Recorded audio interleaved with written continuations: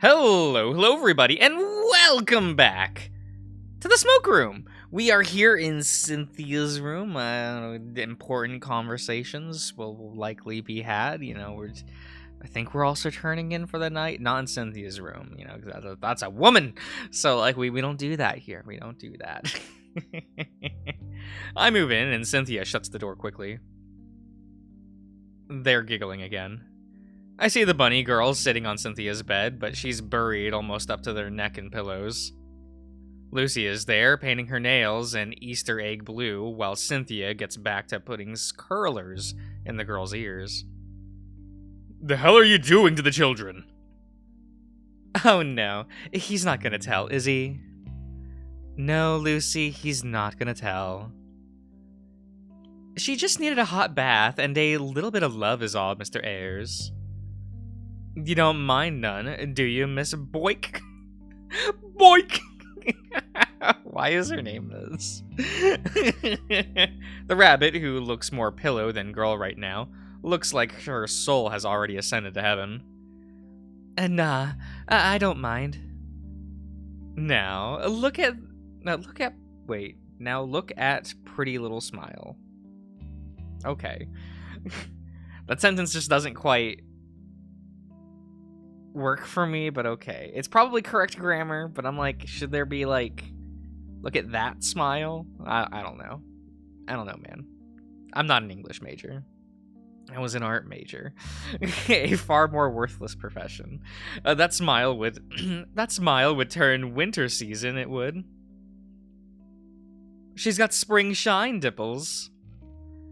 I don't have time for this. Where's the other one? The door to Cynthia's ladies' room opens. I see a wetter, cleaner-looking Blythe still wearing an expression as mean as it was. I told you, I'm not giving you the coin. You think I'm stupid enough to expect you would? You look pretty damn stupid still, from where I'm standing. So yeah. I'll, come back later. Miss Lucy, the bottle. You keep that little sister. It's a much better color on you. She slips out the door. You're the one who knows the tunnels, right? Sure do. Sure as hell not going back until we catch that bastard.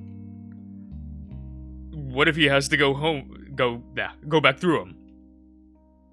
What if there comes a point where we don't have a choice? Like hell anybody has to do anything. Excuse me. No, gotta get a drink real quick. And that's why we keep a glass of water on the desk, We'd like to have a plan, Miss Washington. Why don't you listen to what Mr. Ayers has to say? 'Cause you're the one who's helping us, Miss... Toise? Soy? Yeah, I don't know. Miss Cynthia, not him. I'm asking you to listen to him right now. You want respect. You step up when you have responsibility over others. How does that figure? Because you know something that might save our lives if we need it. If you don't, then that's a fan-damn-tastic. But I don't intend to let any of us die in this shithole if I have it any other way. You hear me? Hard not to with a mouth that big. If I have to take her back into the godforsaken hole again, it'll cost you dear. Then name the price. Another double eagle. Another? I don't want to go back there, Blythe. He's poor, Melissa. Don't you worry. Cynthia takes my wrist and leads me to the corner of the room, lowering her voice. I was gonna offer to pitch in, but I don't have that kind of money, Sam. You think I do? You're the one who told her to name her price. There's another fella in the group who knows the tunnels some. He could get us out to the lake. Does he have a boat? Don't know. Then is that even really an option? If that isn't an option, then there might be a way to pay her. There is. Jim's friends are exceedingly wealthy, and I don't have the impression that they'd like to die. I'll come back if I get the money. But If I can't, we'll figure something out. she turns around, facing the girls. Right. Mr. Ayers is going to see about getting you that money. You really think you can? We'll just have to see. Until then, why don't you help me with the curlers with her fur and while her fur is wet? Yes, ma'am. I slip out again, closing the door as quickly and as quietly. God, that's scary. Having both those words in one sentence as I can. My paw slips into my pocket as I walk toward the direction where Jim's friends are staying, but as I'm walking toward the door, I have to stop. It's opening. Oh, it's Ruben. Jim can get out of here. Jim and Ruben slips out, looking sour. He's inconsolable. He doesn't want to leave here. He doesn't want to be here, sorry. Hell, I don't even. Room service is here. No. Hello once again, Mr. Ayers. Howdy. I'll be back very soon after a quick trip to the privy. The cat walks past me with a walk that's very telling about the state of his bladder. Jim puts his paw in his pockets and as well. Are you here to tell us something? It's a hallway, Mr. Sterling. Folks walk here. As pastoral? A pastoral activity. But really, what do you want? Here it goes. Your friend had the right idea about service. I'm not remotely in the mood. Nor feeling charitable with you. It sounds like your friends are aching for a distraction, though. If they are, then it won't be my business. What I need now is time to myself. If they do make use of you, just make it quick. I'd like an opportunity to relax inside my room tonight. He takes off hastily. He's right about the quick part, mostly because I'm still expecting Murdoch. I don't think I'll have enough time to approach both of them. We're gonna approach Ruben, 'cause he's the cute one. The cat isn't exactly the biggest sweetheart I've ever met, but he has a sense of humor. He's certainly the most approachable of the three. Perhaps his back pocket will be just as accessible as his front. He doesn't take too long to come back from his venture downstairs. Evening again. The cat gives me a suspicious glare. We just keep running into each other, don't we? You're the one who brought up service. His eyebrows arch. So I did. He glances around the rest of the hall. But isn't it a bit early for that? Not for regulars. The cat grins. Who says I'm a regular? You wanna be? The cat looks to the door in front of him with a bit of a sour expression. I don't think we'd have the right ambience tonight. I have a room. Nobody complained about their views there yet. He looks at the door to his room, a little dismissive. Screw him, then. Lead the way, Mr. Ayers. And let's work on your bit work. My room isn't that much farther, on the opposite side of the mezzanine. What is this word? What is mezzanine? Mezzanine. Also, are we gonna score with Ruben? Oh my god, is this the best timeline? I open the door for him and slip inside, sure that nobody sees us. Once we're inside the room, he looks far less confident. Just so you know, I'm only here because I'm bored. Now that we're alone, you should say what this is really about. I laugh a little to myself. It's not far off from what I said at face value, I'm afraid. I need money. You already know very well what type of service I provide. He smooths down the fur on his head, scratching his scalp. Your ass was pretty tight for a whore.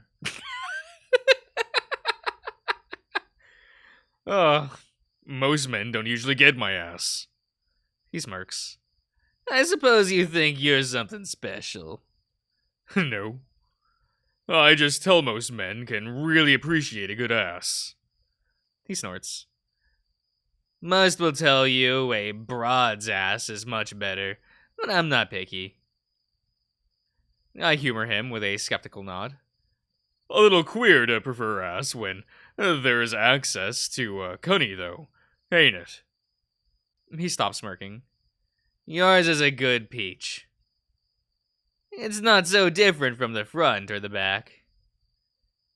It is when you're the one taking it. Don't be vulgar. Being vulgar is the point, sir. I slowly walk up to him, noticing that he can't take his eyes off the tent forming inside his pants. If he wanted to stop me, he would have done it by now. My package presses to his, rubbing against him between the silky fabric of his tuxedo. You're a bit bold for a sodomite whore. When I laugh, I make sure to show him teeth. Only when I think I should be. I know horny tomcat when I smell it. I push my snoot beneath his neck and give him a belligerent?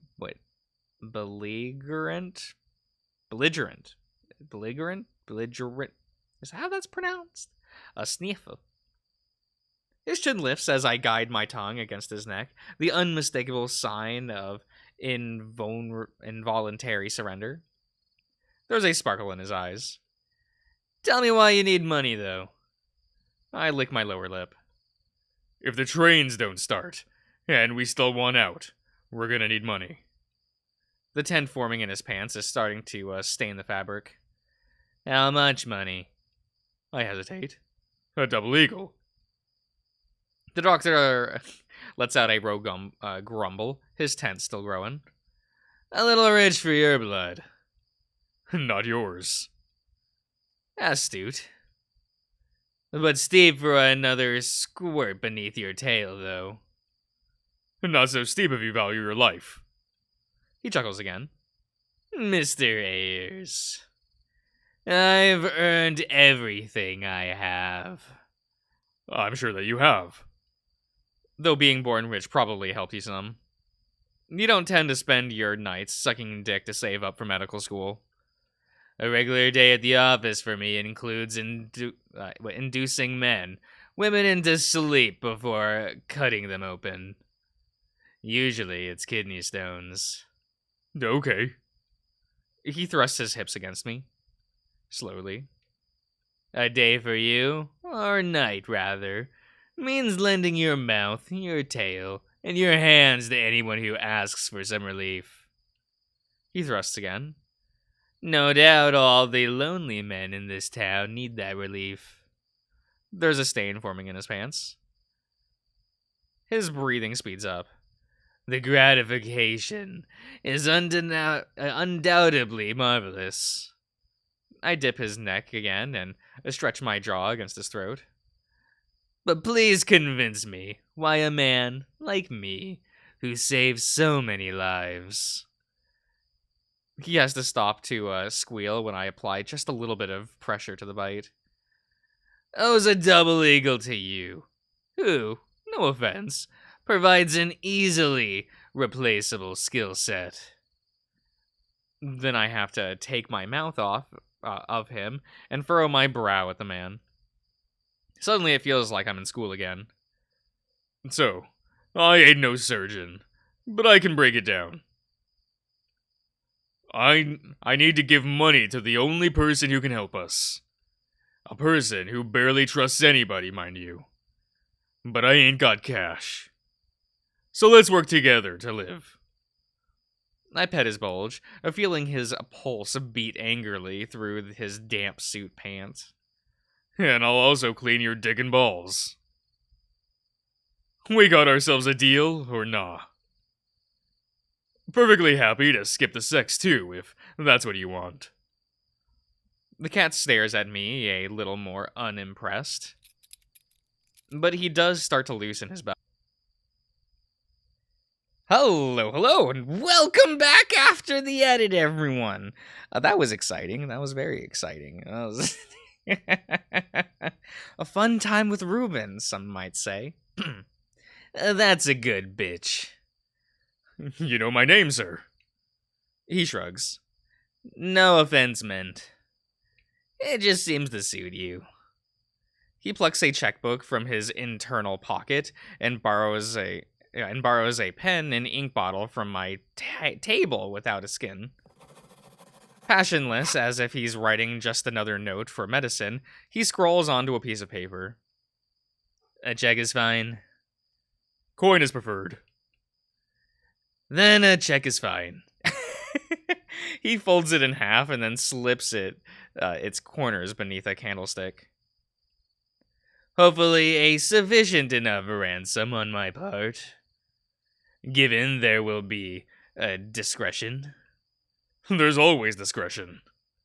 I wouldn't be alive right now if there wasn't. He lightly slaps my desk with the bottom of his palm. I'll go entertain the others until it's time for you to find us. It's a good thing right now that we smell like each other, but do remember to wash up. You come off strong. Wait, what is this word? Ablution? Ablution? Okay. It is customary after the act. He nods. Very good. I'm off to take a piss. You should too, considering. He waves a paw in the general direction of my cock. The conclusion. It's good for you. I don't answer. He looks back at me before he goes. I can't say it was worth every penny. But I think I really needed that. The door creaks open, and he finally disappears. And I look at and smell myself. I look at and smell myself. I find myself wishing for once that I hadn't got to finish. He left with a little too much satisfaction for my liking. But dignity among bastards is a small price to pay if it means I can get Murdoch and Cynthia to safety if things do go sour. Once I'm freshened myself up from my service, I find myself wandering downstairs towards the bar. Ralph is hunched in a corner, nursing himself on what looks like a cup of hot tea. Jim is on the opposite side of the room in the waiting lounge, eyes closed and arms sprawled in the light of the window, his feet propped up onto the ottoman. I check the clock again. Damn, it's been an hour. Oh, you're finished. Jim is rubbing the bridge of his nose. I hope you know that you're, pacing very loudly. I need to go. Oh. The doorbell jingles, and I see the bat-wing doors swivel. Timing be damned. Murdoch stands in the frame, frazzled and sweating. A wave of relief washes over me. Right, he was gone. He said he would just be an hour. It's been like an hour and a half. You're back. She's not at the house. As he speaks, he's winded, sounding like he's talking to nobody who will listen, to anybody who will listen. I didn't find her. I hear Ralph stand. He ambles on over to us, balancing against the wall with one paw. When and where was the last time you saw her? It was last night. She showed up after the fight. Nobody speaks. As if just remembering Jim was in the room and listening. I should have known something was wrong when I didn't see her at the wedding. There were so many things to do. And she's so easy to miss. How about you shut the fuck up, Jim? Now's not the time.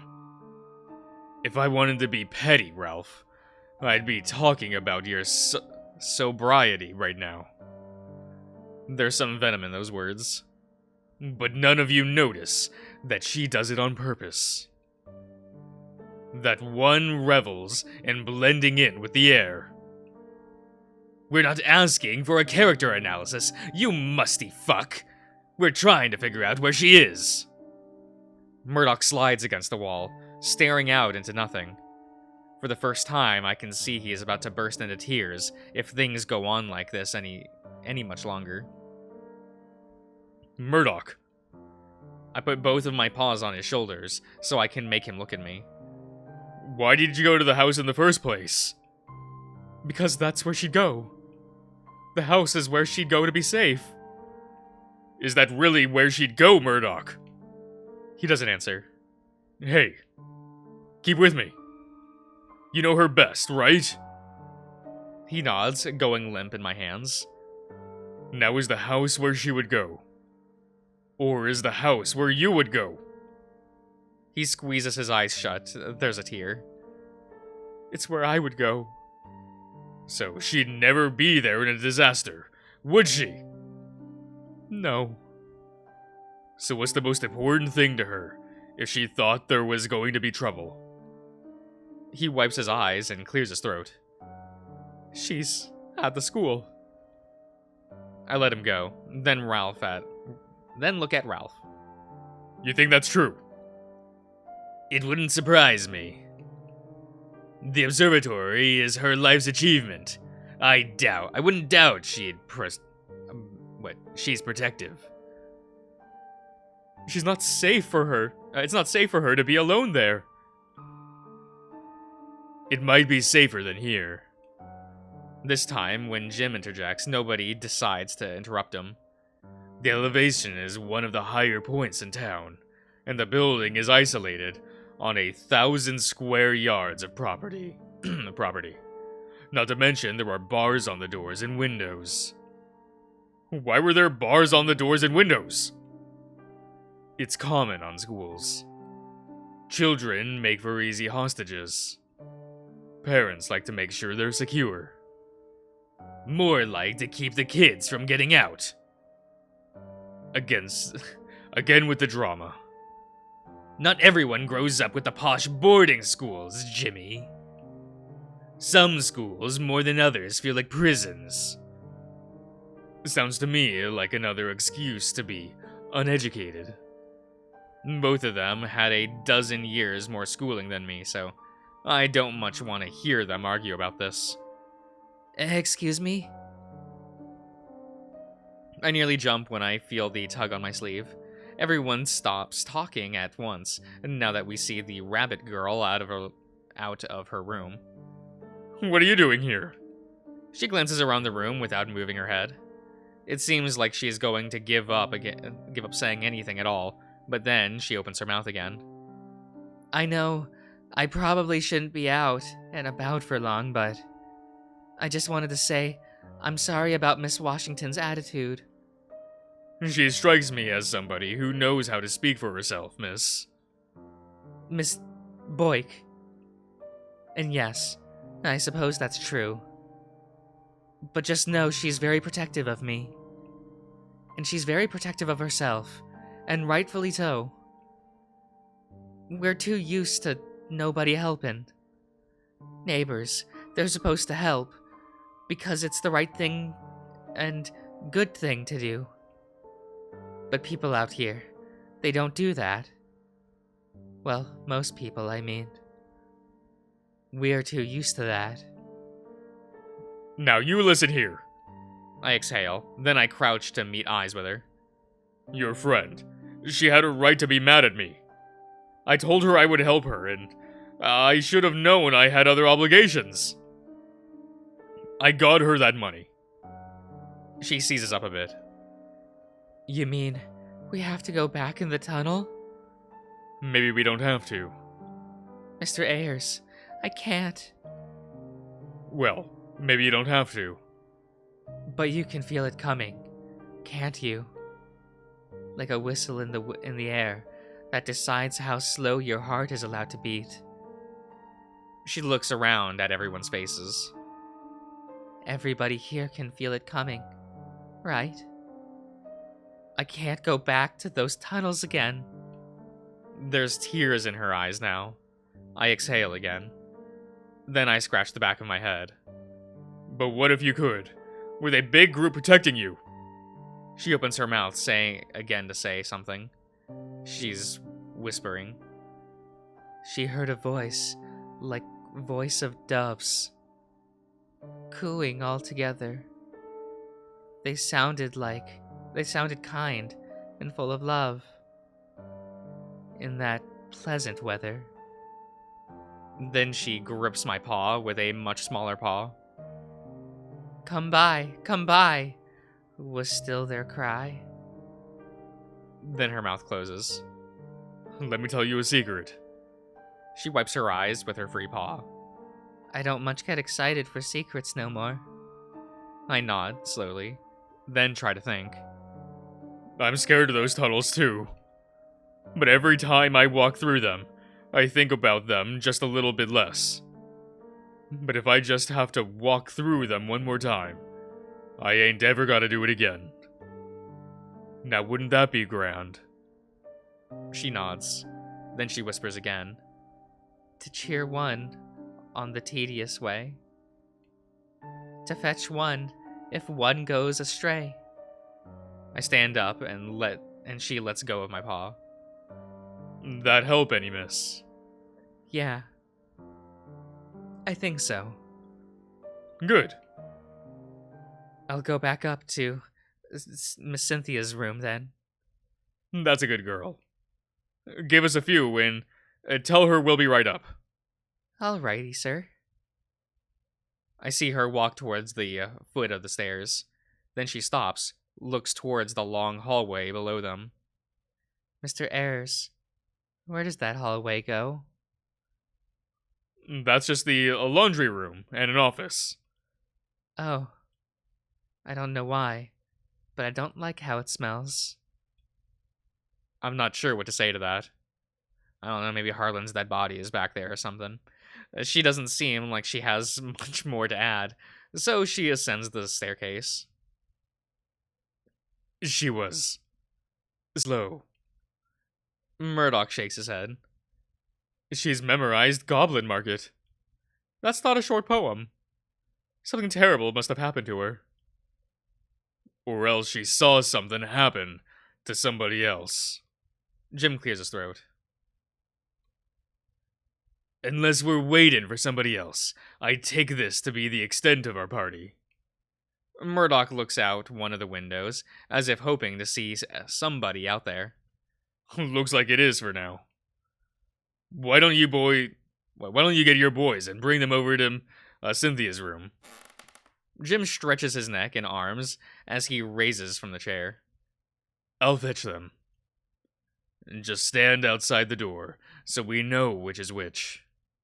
He strides up the stairs quickly, his white tail trailing behind him like a duster. All right, everyone, I'm going to end the part here, so I do hope you all have enjoyed, and I'll see you guys around.